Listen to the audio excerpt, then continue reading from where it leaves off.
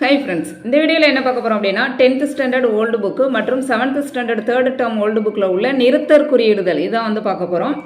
Okay, நம்மளுடைய videos எல்லாம் பிடிச்சிருந்துச்சுன்னா லைக் போட்டு பாருங்கள். உங்களுடைய சப்போர்ட் தான் எனக்கு மோட்டிவேஷன். ஃபஸ்ட்டு பாருங்கள், சட்டத்தை மதிப்போம், குற்றம் களைந்த வாழ்வை வாழ்வோம், சட்டம் நம்மை காக்கும். இந்த இடத்துல வந்து எங்கெல்லாம் வந்து நிறுத்தற்குறிகள் வருதுன்னு பார்க்கலாம். சட்டத்தை மதிப்போம், இந்த இடத்துல வந்து அரைப்புள்ளி, அதாவது செமிகோலன். அடுத்து வந்து குற்றம் களைந்த வாழ்வை வாழ்வோம், இந்த இடத்துல வந்து செமிகோலன் வருது. அடுத்து சட்டம் நம்மை காக்கும், இந்த இடத்துல வந்து ஃபுல் ஸ்டாப் வருது.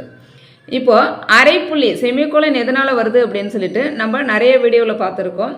அரைப்புள்ளிங்கிறது ஒரு வாக்கியத்தினுடைய தொடர்நிலையாக இருந்தது அப்படின்னா அந்த இடத்துல வந்து அரைப்புள்ளி வரும். அது என்ன தொடர்நிலை அப்படின்னா, ஒரே ஒரு எழுவாய் இருக்குது, அந்த ஒரு எழுவாயை சம்மந்தப்பட்ட அந்த ஸ்டேட்மெண்ட்டில் எல்லா இடத்துலையும் வருது அப்படின்னா அப்போ வந்து அரைப்புள்ளி விடணும். இப்போ சட்டங்கிறது ஒரு எழுவாய், அதை பற்றி தான் வந்து இந்த 3 ஸ்டேட்மெண்ட்லையுமே சொல்லியிருப்பாங்க. அந்த மாதிரி ஒரு எழுவாய் 3 ஸ்டேட்மெண்ட்லேயும் தொடர்நிலையாக அதை பற்றி தான் பேசுகிறோம் அப்படின்னா அது இப்போ வந்து நமக்கு அரைப்புள்ளி வரும். இப்போ சட்டத்தை மதிப்போம். அடுத்து வந்து குற்றம் களைந்த வாழ்வை வாழ்வோம், சட்டத்தை மதிக்கிறதுனால வந்து நம்ம வந்து குற்றம் களைந்த வாழ்வை வாழ்வோம். அப்போ இந்த சட்டத்தை பற்றி தான் இங்கேயும் பேசுது. அப்போ சட்டம் நம்மை காக்கும், இங்கேயும் சட்டத்தை பற்றி தான் பேசுது. அதனால வந்து அரைப்புள்ளி ஏற்றிருக்கோம். இந்த ஸ்டேட்மெண்ட் முடிகிறதுனால ஃபுல் ஸ்டாப் வந்திருக்கு.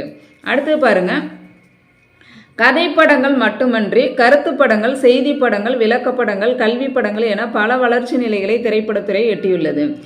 இப்போ இங்கே எங்கெல்லாம் வரும் அப்படின்னா, கதைப்படங்கள் மட்டுமன்றி கருத்து படங்கள், இந்த இடத்துல வந்து கமா கார்புள்ளி. அடுத்து வந்து செய்தி படங்கள், இந்த இடத்துல கமா, விளக்கப்படங்கள் கமா, கல்வி படங்கள் என பல வளர்ச்சி நிலைகளை திரைப்படத்துறை எட்டியுள்ளது, ஃபுல் ஸ்டாப். இப்போ இந்த கமா கார்புள்ளி எதனால வருது அப்படின்னா, இப்போ வந்து பொருட்களை வந்து தனித்தனியே சொல்கிறோம். அதாவது கருத்து படம், செய்தி படம், அது மாதிரி பொருட்களை எண்ணுவது போல் அமைந்திருந்தது அப்படின்னா தனித்தனியே சொல்லும்போது அப்போ கார்புள்ளி வர்றோம். அந்த ஸ்டேட்மெண்ட் முடியும் போது முற்றுப்புள்ளி வைக்கிறோம். அடுத்து பாருங்கள், தொலைக்காட்சி, குளிரூட்டும் கருவி, செல்பேசி, கணினி முதலியவற்றை பழுது பார்க்கும் படிப்புகளும் உள்ளன.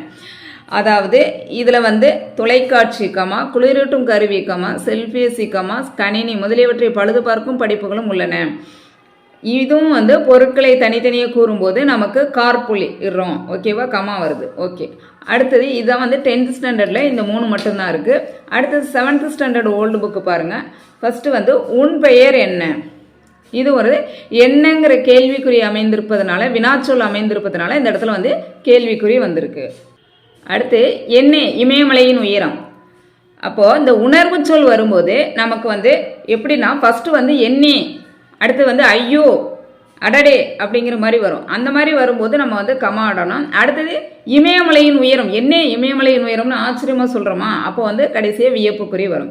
அடுத்து பாருங்க, இயல், இசை, நாடகம், முத்தமிழாகும். இந்த மாதிரி பொருட்களை தனித்தனியே கூறும்போது நமக்கு கமா கார்புள்ளி வரும்னு பார்த்தோம். அடுத்து பாருங்க, எழிலி என்னும் சொல் மேகம் என்னும் பொருளில் வரும். இப்போ இந்த சொல் அந்த இடத்துல வந்து தனித்து காட்டணும். நம்ம ஒரு வாக்கியத்தில் என்ன சொல்லியிருக்கோம்னா, இந்த சொல்லுக்கான பொருள் மேகம்னு சொல்லியிருக்கோம். அப்போ ரெண்டையுமே நம்ம தனித்து காட்டணும் இல்லையா. அந்த மாதிரி வந்து ஒரு சொல்லை வந்து தனித்து காட்டும் போது அப்போ வந்து நம்ம என்ன பண்ணோம்னா ஒற்றை மேற்கோள் குறி இட வேண்டும்.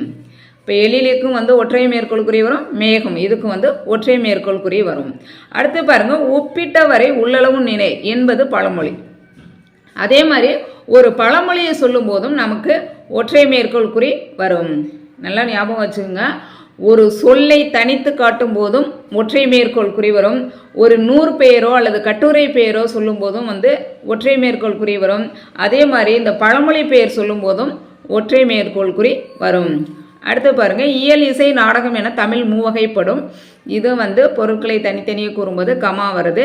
அடுத்தது திருக்குறளை இயற்றியவர் யார், யாருங்கிற வினாச்சொல் வருவதனால வினாக்குறி வருது. அடுத்தது தமிழ் மொழி ஓர் உயர்தனி செம்மொழி, சாதாரண ஸ்டேட்மெண்ட் எண்டில் வந்து ஃபுல் ஸ்டாப் வருது. அடுத்தது உழைப்பின் வாரா உறுதிகள் உளவோ அப்படிங்கிறது ஒரு கேள்வியாக அங்கே தொடுக்கிறாங்க. உழைப்பின் வாரா உறுதிகள் உள்ளவோ, அதுவும் உள்ளதா அப்படிங்கிற மாதிரி கேள்வி கணையை தொடுக்கிறாங்க. அதனால அந்த இடத்துல வந்து வினாக்குறி வருது. அடுத்து வந்து அந்தோ இகுதுன்னு கொடுமை, நான் சொன்னேன் இல்லையா, உணர்வு பூர்வமாக கேட்குறோம் இல்லையா, ஆச்சரியமா, அப்போ வந்து கேட்கும்போது அந்தோ அதுக்கு பக்கத்தில் வந்து கமா வரணும். இகுது என்ன கொடுமை, கடைசியாக வந்து வியப்புக்குறி. ஓகேவா. ஓகே ஃப்ரெண்ட்ஸ், நம்ம வந்து ஓல்டு புக்கில் உள்ள நிறுத்தற்குறிகள் எல்லாம் வந்து முடிச்சாச்சு. ஓகே, நம்ம வந்து நெக்ஸ்ட் ஒரு டாப்பிக்கோட அடுத்த வீடியோவில் வரேன். நன்றி.